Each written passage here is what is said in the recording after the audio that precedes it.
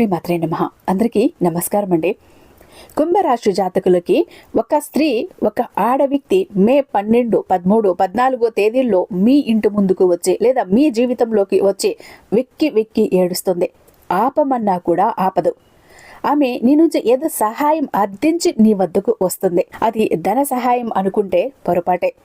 ధన సహాయంతో మాత్రమే కాకుండా ఇంకా ఏ ఇతర సహాయం అయినా కూడా కావచ్చు, ఖచ్చితంగా వచ్చి తీరుతుంది. మరి ఆ యొక్క ఆడ వ్యక్తి ఎవరు, ఆడ మనిషి ఎవరు, ఎందుకు ఈ రోజుల్లో ఇలా వస్తుంది, ఎందుకు ఇలా చేస్తుంది, ఇందువలన మీకు కలగబోయే నష్టం ఏంటి? కుంభరాశి జాతకులు మే మాసంలో 12, 13, 14 తేదీల్లో ఈ రోజుల్లో ఇలా జరగటానికి గల కారణం ఏంటి? మీ యొక్క గ్రహచార స్థితి నిత్యం కూడా గ్రహాల కదలికల్లో మార్పు ఉంటుందండి. ఈ రోజున మాత్రం మోసపూరితమైనటువంటి ఒక సిచ్యుయేషన్లోకి మీరు పడబోతున్నారు. కావున అప్రమత్తంగా ఉండి తీరాల్సిన సమయం వచ్చింది. వారు స్నేహితులు కావచ్చు, కుటుంబ సభ్యులు కావచ్చు, మీరు పనిచేసే చోట కావచ్చు, లేదా మీకు పరిచయం లేని వ్యక్తి కావచ్చు, కానీ మీరంటే పరిచయం ఉన్నవారు కావచ్చు. ఎవరో చెప్పారు మీరు సాయం చేస్తారు అన్నట్టుగా మీ వద్దకు కూడా రావచ్చు. ఎందుకంటే మీ యొక్క దయాగుణం, ధర్మగుణం, దానగుణం తెలిసిన ఒక స్త్రీ అండి ఆవిడ. లేదా ఎవరైనా చెప్తే విని వస్తున్న స్త్రీ కావచ్చు. మీ నుంచి వారి యొక్క కష్టాలను తొలగించుకోవాలని రావచ్చు, కానీ మీరు మాత్రం వారి కష్టాలను అస్సలు తొలగించలేరు. ఆ ఆడ మనిషి యొక్క కష్టాన్ని మీరు అస్సలు దాటించే ప్రయత్నం కూడా చేయలేరు. తనకు మాలిన ధర్మం మీకు అస్సలు పనికిరాదు. ఆ స్త్రీకి బాగా తెలుసు మీరు ఇంకా నష్టపోతారు అని, వారికి ముందే తెలుసు. అయినా కూడా వస్తారు. వారి స్వార్థం కోసం వస్తారు, వారి కుటుంబం కోసం వస్తారు. వారి కష్టం నుంచి వారు బయట పడిపోతే చాలే అన్నట్టు వస్తారు.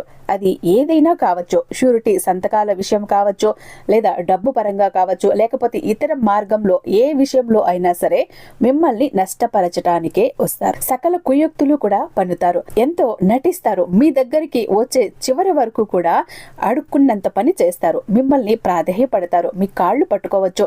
కాళ్ళు పట్టుకొని లాగేసే తత్వం వీరిది, గుర్తుపెట్టుకోండి.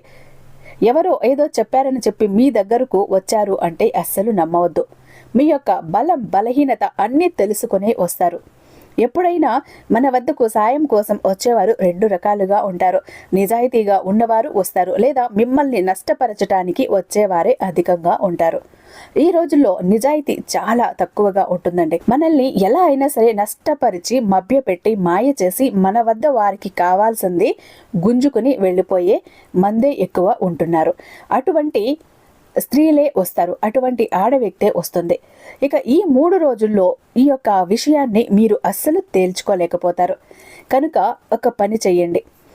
ఈ సమస్యను మీ కుటుంబ సభ్యులకి అప్పగించండి. వారు జీవిత భాగస్వామి కావచ్చు, లేదా తల్లి కావచ్చు, తండ్రి కావచ్చు, ఎవరికైనా కావచ్చు. ఈ సమస్యని దాటవేసి వారికి అప్పచెప్పేయండి. మీ సమస్యను వారి పరిష్కరించి ఇచ్చేస్తారు. వారి ముందు పెట్టేయండి అంతే. ఎందుకంటే మీరు ఎటూ తేల్చుకోలేని స్థితిలో పడిపోతారు కాబట్టి మీ కుటుంబ సభ్యులు దీన్ని చక్కగా పరిష్కరించి ఇచ్చేస్తారు.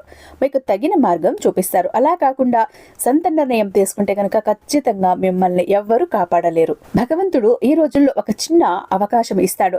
ఆ అవకాశాన్ని ఉపయోగించుకోవాలి. మన కంటికి మంచి చెడు 2 దారులు కనిపిస్తూనే ఉంటాయి, కానీ మనం ఏ దారిని ఎంచుకుంటామో ఆ ఫలితాన్ని పొందుకుంటూ ఉంటాం.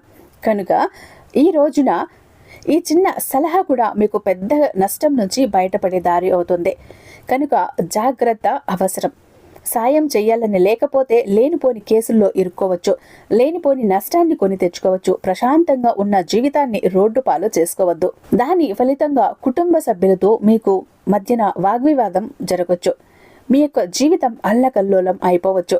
కేవలం ఆ స్త్రీ వల్లే ఇదంతా కూడా జరుగుతుందంటే నమ్మశక్యం కాకపోవచ్చు, కానీ నమ్మాలి.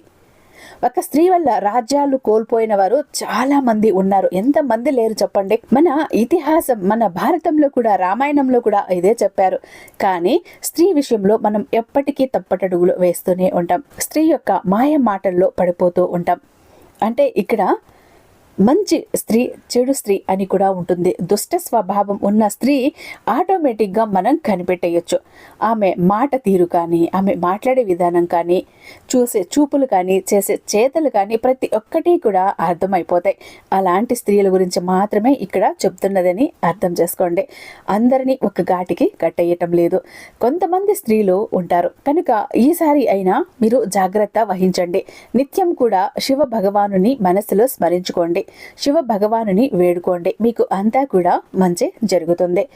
ఇలాంటివి ఎన్ని వచ్చినా కూడా ఆ భగవంతుడే మిమ్మల్ని గట్టెక్కిస్తాడని పూర్తి నమ్మకంతో శివయ్యని తలుచుకోండి. ఒకసారి వీలైతే శివాలయానికి వెళ్ళేసి రండి.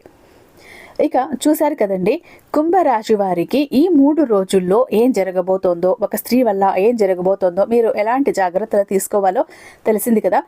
మీకు కనుక వీడియో నచ్చినట్లయితే మీ ఫ్రెండ్స్కి, ఫ్యామిలీ మెంబర్స్కి ఎవరు కుంభరాశి వారు ఉన్నారో వారందరికీ కూడా షేర్ చేయండి. ఎందుకంటే వారు కూడా వారి జీవితంలో రాబోయే ఆ స్త్రీ గురించి తెలుసుకోవాలి కదా. మీరు ఇంకా మన వీడియోకి లైక్ ఇవ్వకపోతే ఒక చిన్న లైక్ ఇచ్చేసేయండి. అలాగే మన ఛానల్ని ఫస్ట్ టైం చూస్తున్నట్లయితే ఛానల్ని సబ్స్క్రైబ్ చేసుకుని మీ సపోర్ట్ నాకు అందివ్వండి. ఐ హోప్ ఈ వీడియో మీకు నచ్చే ఉందని భావిస్తున్నాను. రేపు మరొక మంచి వీడియోతో మీ ముందుంటాను. అంతటిదాకా సర్వేజన సుఖినో భవంతు.